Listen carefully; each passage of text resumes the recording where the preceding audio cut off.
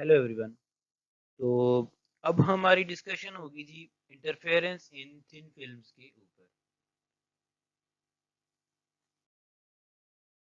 तो interference effect जो है वो हम थिन फिल्म्स में कॉमनली ऑब्जर्व करते हैं जी। जिस तरह की हमारे पास सोप बबल हो, जिस तरह की हमारे पास ये जो हाइड्रोकार्बन्स लाइक पेट्रोल डीजल वगैरह अगर हमें कोई रोड वगैरह पे गिर जाए और फिर एट द टाइम कि जब उनके ऊपर वाटर एक्सपोज हो ड्यूरिंग रेन या ऐसे ही हम रोड के ऊपर पानी वगैरह बहा दें तो वो पानी जब उन हाइड्रोकार्बन्स को रिप्लेस करेगा तो हाइड्रोकार्बन्स क्योंकि डेंसिटी कम होती है तो वो उसके ऊपर फ्लोट करेंगे तो एक काइंड ऑफ छोटी सी थिन फिल्म बन जाएगी हमारे पास। तो हम फिर उस थिन फिल्म के अंदर एक स्पेसिफिक एंगल के ऊपर हमें कुछ कलर्स ऑब्जर्व करने को मिलते हैं। और ये जो कलर्स होते हैं जब वाइट लाइट एक्सपोज होती है उस एरिया के ऊपर जहाँ थिन फिल्म बनी हुई होती है तो ड्यूरिंग रिफ्लेक्शन डिफरेंट कलर्स आपस में रिकम्बाइन करते हैं तो हमें वहाँ पर एक कलर का पैटर्न सा नजर आता है। हम यहाँ बात कर रहे हैं थिन फिल्म की, तो थिन फिल्म जो है उसकी थिकनेस काफ़ी कम होनी चाहिए और दो ऑप्टिकली डिफरेंट मीडिया के दरमियान भी हो सकती है और एक ही ऑप्टिकली डेंसर मीडियम यानी कि एयर हो लाइक और उसके दरमियान एक ऑप्टिकली डेंसर मीडियम सैंडविच हुआ वो लाइक सोप बबल। तो उसमें भी हम ये वाला पैटर्न ऑब्जर्व कर सकते हैं। तो अब डिस्कस करते हैं कि ये फिनोमेना कैसे होता है और क्या क्या कैरेक्टरिस्टिक्स हैं इसकी। तो सबसे पहले थिन फिल्म को एक बारी और डिफाइन करते हैं कि थिन फिल्म एक ऐसा ट्रांसपेरेंट मीडियम होता है जिसकी थिकनेस जो होती है वो comparable to the wavelength of light होती है। और जब लाइट फॉल करती है उसके ऊपर तो हमें एक ब्यूटीफुल सा कलर पैटर्न वहाँ पे देखने को मिलता है। और उसी कलर पैटर्न की वजह से मींस के वो जो रेज इंसिडेंट हुई हैं उन्हीं की वजह से वो colour pattern due to interference आता है। अब देखिए हमारे पास ये एक लाइट रे है जो कि आ रही है इंसिडेंट कर रही है इस मीडियम के ऊपर। ये जो हमारे पास है ब्लू कलर की जो एरिया नजर आ रहा है ये हमारे पास थिन फिल्म है। अब इस लाइट का एक पार्ट जो है वो रिफ्लेक्ट होगा from the upper boundary of the film और एक पार्ट जो है यहाँ से लोअर बाउंड्री से रिफ्लेक्ट होकर और फिर यहाँ से अगेन उसकी रिफ्रैक्शन होगी और फिर वो ये दोनों वेव्स यहाँ कर आपस में जाकर मिलेंगी। क्योंकि हम यहाँ पर कन्वेक्स लेंस को यूज़ करेंगे और हमारी आइज में कॉन्वेक्स लेंस लगा होता है हम जानते हैं तो उससे एक पॉइंट के ऊपर ये रेज फोकस होंगी और इनके दरमियान कंस्ट्रक्टिव और या फिर डिस्ट्रक्टिव इंटरफेरेंस हम ऑब्जर्व कर सकते हैं। अच्छा, अब यहाँ पर समझने वाली बात ये है कि एक ही रे है वो दो पार्ट्स में डिवाइड हुई है तो इट मीन्स कि इनके अंदर जो कोहेरेंस वाली प्रॉपर्टी है वो फुलफिल हो सकती है। कोहेरेंट ये दोनों की दोनों वेव्स जो आपस में मिलेंगी वो कोहेरेंट होंगी which is the basic condition for interference of two waves. और सेकंड इज कि अगर आप ऑब्जर्व करें तो यहाँ पर इनके दरमियान फेज डिफरेंस भी आएगा। पाथ डिफरेंस तो है ही है, ये जो वी शेप एक्स्ट्रा है पाथ, ये जो रे नंबर 2 है हमारे पास, ये इस मीडियम के अंदर ये वाला V shape extra path cover कर रही है और ये इनके दरमियान पाथ डिफरेंस भी है और फेज डिफरेंस भी है। वो मैं नेक्स्ट स्लाइड में डिस्कस करता हूँ कि फेज डिफरेंस कैसे आएगा। और यहाँ भी हमारे पास एयर है और यहाँ भी हमारे पास एयर है। ये इन बिटवीन हमारे पास कोई भी मीडियम हो सकता है, वाटर हो सकता है और कोई और मीडियम भी हो सकता है जिसकी वजह से थिन फिल्म बनी हुई है हमारे पास। ठीक है। And one more thing is के जब वेव किसी भी मीडियम में से गुजरती है तो उसकी जो वेवलेंथ होती है वो रिलेटेड होती है उसके मीडियम के रिफ्रैक्टिव इंडेक्स यानी कि हम लैम्डा ऑफ एन की बात करें तो उसकी जो वेवलेंथ होती है वो रिड्यूस कर जाती है according to the refractive index of that particular medium.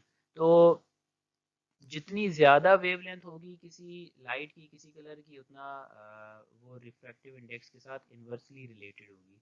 ठीक है जी। तो अब जैसे कि मैंने पहले कहा था कि दो रेज के दरमियान पाथ डिफरेंस तो पहले से मेंटेन है ही है। ये जो रे नंबर 2 है ये एक्स्ट्रा पाथ कवर कर रही है। ये जो इस मीडियम के अंदर हमारे पास वी शेप पाथ है इंसिडेंट और फिर रिफ्लेक्शन के बाद, ये तो एक्स्ट्रा है ही है पाथ डिफरेंस। लेकिन इन दोनों के दरमियान हमारे पास फेज डिफरेंस भी है। देखिए ये जो रे है ना, ये जो इनकमिंग रे है ये आ रही है रेयर मीडियम से, ठीक है, एयर रेयर मीडियम है ना हमारे पास, और ये जो थिन फिल्म है जिस भी मीडियम, जिस भी उस ग्लास हो चाहे हमारे पास वाटर हो, उसका रिफ्रैक्टिव इंडेक्स एयर से तो ज़्यादा ही होगा। अच्छा, तो हमने पढ़ा हुआ है कि जब रेयर मीडियम से डेंसर मीडियम की तरफ यानी कि R टू D अगर कोई भी रे मूव करे और यहाँ से रिफ्लेक्ट बैक हो जाए उसी मीडियम के अंदर, तो उस रे के अंदर जो फेज शिफ्ट आती है वो 180 डिग्री की आती है। तो इट मीन्स ये जो रे नंबर 1 है वो 180 डिग्री अब उसके अंदर फेज शिफ्ट आ चुका है। और ये जो सेकंड रे है जो कि रिफ्रैक्ट हुई है मीडियम के अंदर और उसकी लोअर बाउंड्री से फिर से रिफ्लेक्ट होकर वापस इस मीडियम के अंदर वापस आई है रिफ्रैक्शन आफ्टर अगेन रिफ्रैक्शन, तो इस रे के अंदर कोई फेज शिफ्ट नहीं आएगी बिकॉज ये अपने ही मीडियम से यानी कि एयर से लोअर डेंसिटी वाले मीडियम से रिफ्लेक्ट होकर आई है। तो रेयर मीडियम से जब रिफ्लेक्शन होती है तब उस टाइम के ऊपर कोई भी फेज शिफ्ट नहीं आती। तो अब रे नंबर 1 और रे नंबर 2 के दरमियान एक फेज शिफ्ट है और एक पार्ट डिफरेंस है, हमने उन दोनों को डिस्कस करना है। अब अगर इसी फेज शिफ्ट को आपने in the form of waves देखना हो, इमेजिन करना हो, तो हम यहाँ पर देख सकते हैं। देखिए हमारे पास ये जो वेव है ना, आखिरी टाइम के ऊपर हमारे पास ये जो वेव है इसका यहाँ पर जो इस बाउंड्री के साथ कोइंसाइड कर रहा है, हिट कर रहा है, वो ट्रफ है, ठीक है। अब होना ये चाहिए कि इसके बाद निकलना क्रस्ट को चाहिए, सॉरी मैंने ट्रफ कह दिए, यहाँ पर हमारे पास क्रस्ट यहाँ पर इसके ऊपर फॉल कर रहा है और निकलना हमारे पास ट्रफ चाहिए। लेकिन क्योंकि फेज शिफ्ट आई है तो निकलेगा फिर से हमारे पास क्रस्ट ही इस बाउंड्री के साथ हिट होने के बाद। तो ये जो है ये जो डेंसर मीडियम से टकरा कर वापस जा रही है ये हमारे पास 180 डिग्री फेज शिफ्ट के साथ हमने लिखा हुआ है कि ये जो वेव है ये इन्वर्ट हुई है। ठीक है, कैसे कि यहाँ आया क्रस्ट था तो जाना यहाँ से क्या चीज चाहिए थी, क्योंकि वेव भी वेव है ना, तो क्रस्ट हो गया, अब ट्रफ की बारी है, लेकिन ट्रफ नहीं जा रहा, जा क्रस्ट ही रहा है, तो यहाँ पर इट मीन्स कि हमारे पास फेज शिफ्ट आई है। और जो वेव यहाँ पर रिफ्रैक्ट हुई है मीडियम के अंदर और वापस यहाँ से टकराने के बाद, अब इसको देखें, देखें यहाँ पर आई है वेव, क्रस्ट आया ना, तो क्रस्ट के बाद यहाँ से हमारे पास ट्रफ जा रहा है। इट मीन्स कि कोई फेज शिफ्ट नहीं है, डेंसर मीडियम से रेयर की तरफ आ रही थी और यहाँ से रेयर से रिफ्लेक्शन हुई और यहाँ से निकलने के बाद भी एज इट इज वेव जा रही है। तो अब इन दोनों वेव्स के दरमियान अगर हम यहाँ एज्यूम करें कन्वेक्स लेंस, तो इन दोनों को जब यहाँ पे फोकस किया जाएगा तो इन दोनों के दरमियान जो भी इंटरफेरेंस होगी उसमें हम दोनों चीज़ें कंसिडर करेंगे। एक तो ये वाला पार्ट डिफरेंस, ये जो एक्स्ट्रा पार्ट डिफरेंस है ये, और ये हम पता करेंगे कितना होगा, और एक हमारे पास ये जो फेज शिफ्ट आई है ये हम डिस्कस करेंगे। अच्छा, पार्ट डिफरेंस के लिए मैं यहाँ पे आपको बता दूं कि हम ये एज्यूम कर रहे होते हैं कि ये जो रेज हैं बिल्कुल 90 डिग्री के ऊपर फॉल कर रही हैं इस फिल्म के ऊपर, ऑलमोस्ट 90 डिग्री हम अप्रोक्सीमेटली कंसिडर कर सकते हैं। तो इट मीन्स कि ये जो पार्ट डिफरेंस होगा ये almost comparable to the thickness of the film होगा, विच इज हम यहाँ पर हमने जो कंसिडर की हुई है वो टी के बराबर है। तो एक दफ़ा ये जो रे है इसने जाते वक्त टी डिस्टेंस कवर किया और एक दफ़ा इसने वापस रिफ्लेक्ट होने के बाद टी डिस्टेंस कवर किया, तो इट मीन्स कि हम कह सकते हैं कि इसका जो पार्ट डिफरेंस है वो almost 2 times of the thickness of the film है। इसको हम इस तरह से कंसिडर कर सकते हैं, ठीक है। अब अगेन यहाँ पर हमने कंडीशन फॉर कंस्ट्रक्टिव इंटरफेरेंस और डिस्ट्रक्टिव इंटरफेरेंस को डिस्कस करना है। अब हमने लास्ट टाइम ये डिस्कस किया है जी कि हमारे पास ये जो फिल्म की थिकनेस है वो हम कंसिडर कर रहे हैं, वो लेट से टी के बराबर है। आप डी भी ले सकते हैं, कोई मसला नहीं है, आप इट्स अप टू यू।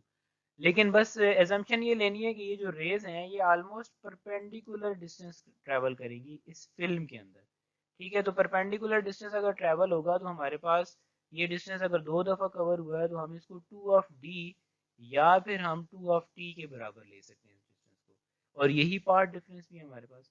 तो हमने पढ़ा हुआ है कि जो कंस्ट्रक्टिव इंटरफेरेंस होती है उसमें हम पार्ट डिफरेंस को इक्वल लेते हैं m टाइम्स ऑफ वेवलेंथ के, जब हमारे पास कंस्ट्रक्शन हो रही होती है। लेकिन प्रॉब्लम इस कि ये वाला हम यहाँ पर केस इस्तेमाल नहीं कर सकते। क्यों नहीं कर सकते? क्योंकि अभी हमने एक चीज कंसिडर नहीं की विच इज फेज डिफरेंस। यहाँ पर फेज डिफरेंस भी है दो वेव्स के दरमियान, हमने लास्ट टाइम डिस्कस किया है। फेज डिफरेंस कैसे कि ये वाली वेव रेयर से डेंसर से टकरा के जा रही है तो इसके अंदर 180 डिग्री का फेज शिफ्ट आ रही है। तो इन दोनों के दरमियान अब ये दोनों वेव्स आपस में एक लिहाज से 180 डिग्री आउट ऑफ फेज है। तो अगर 180 डिग्री आउट ऑफ फेज है तो इन दोनों के दरमियान जो वेवलेंथ की फॉर्म में पाथ डिफरेंस होगा वो हाफ वेवलेंथ का पहले से मेंटेन हुआ हुआ है। ये वाला पाथ तो है ही है ना एक हमारे पास, फेज डिफरेंस की वजह से भी एक पाथ डिफरेंस आ गया हमारे पास। अच्छा, अब अगर मैं इन दोनों को शामिल करूं तो मेरे पास ये जो पाथ डिफरेंस बनेगा वो 2 of d is equals to m wavelength plus half of wavelength आ गया हमारे पास। हाफ क्यों आया जी, मैं फिर से बता रहा हूँ, due to the 180 degree phase shift. अब आप बेशक यहाँ से वेवलेंथ अगर कॉमन लें तो will get 2 of D M plus half lambda of N लिख रहा हूँ मैं यहाँ पर सबस्क्रिप्ट में। एन क्यों लिख रहा हूँ, बिकॉज इस मीडियम के अंदर जो वेव ने ट्रेवल किया है तो यहाँ पर रिफ्रैक्टिव इंडेक्स ऑफ मीडियम भी इन्वॉल्व होगा। और ये जो वेव है ये मैंने लास्ट स्लाइड में डिस्कस किया है कि इसकी जो वेव लेंथ है वो रिफ्रैक्टिव इंडेक्स से डिवाइड करने के बाद हमें जो मिलेगी वेव, एक्चुअल वेव वो होगी। तो ये जो वेव है ये रिफ्रैक्टिव इंडेक्स जितनी भी उसकी वैल्यू होगी उतने टाइम्स ये वेव रिड्यूस कर जाएगी। तो हम नेक्स्ट उसमें ये लिखेंगे 2 of d is equals to m plus half lambda over n. आप एन को मल्टीप्लाई करवा दें बेशक इस साइड पे तो will get 2 of n into d M plus half lambda. तो ये हमारे पास कंडीशन बन जाएगी अब की बारी कंस्ट्रक्टिव इंटरफेरेंस की, जो कि हाफ ऑफ वेवलेंथ जो हमें याद है हमने यंग्स डबल स्लिट एक्सपेरिमेंट में डिस्ट्रक्टिव इंटरफेरेंस के लिए यूज की थी। सिमिलरली आप यही डिस्ट्रक्टिव के लिए भी सारा काम करेंगे। 2 of d is equals to m plus half of wavelength. अब फिर से अगेन हाफ वेवलेंथ का आपने ये फेज डिफरेंस की वजह से ऐड करना है फैक्टर, और ये हाफ और हाफ मिलकर हमारे पास जो है वो कंप्लीट एक नंबर बन जाएगा। और हम यहाँ पे लिख सकते हैं कि m of wavelength plus wavelength of n. आप इसको समराइज कर सकते हो इस तरीके से कि ये हमारे पास एम ऑफ वेवलेंथ एन बनेगी। एम अगेन वही इंटीजर होगा, 0 1 2 3 4 आप यहाँ पे पुट कर सकते हो। और लेमडा एन की जगह आपने वही वैल्यू जो आपने यहाँ से यूज की है वो लगा सकते हैं। तो हम यहाँ पे लिखेंगे 2 of D m lambda n which is further equals to m lambda over n। आप n को इधर मल्टीप्लाई करवा दें तो हमें जो वैल्यू मिलेगी 2n of d is equals to m into wavelength. और ये कंडीशन हमारे पास डिस्ट्रक्टिव इंटरफेरेंस की होगी in case of thin film. तो ये हमारे पास जो न्यूमेरिकल है हमने कंडीशंस को स्विच करना है। जब कभी थिन फिल्म का न्यूमेरिकल आएगा तो जो कंस्ट्रक्टिव इंटरफेरेंस की कंडीशन होगी वो 2n d is equal to, यहाँ पर n रिफ्रैक्टिव इंडेक्स है और बाकी वही चीज़ें हैं। m जो है हमारे पास वो ऑर्डर ऑफ इंटरफेरेंस है और वेवलेंथ उस जो लाइट हमने फॉल कराई है उसकी वेवलेंथ होगी। और सिमिलरली डिस्ट्रक्टिव इंटरफेरेंस के केस में भी हमने यही चीज़ें फॉलो करनी है। वेवलेंथ की value, order of destruction, d thickness और n हमारे पास रिफ्रैक्टिव इंडेक्स हो जाएगा। ठीक है।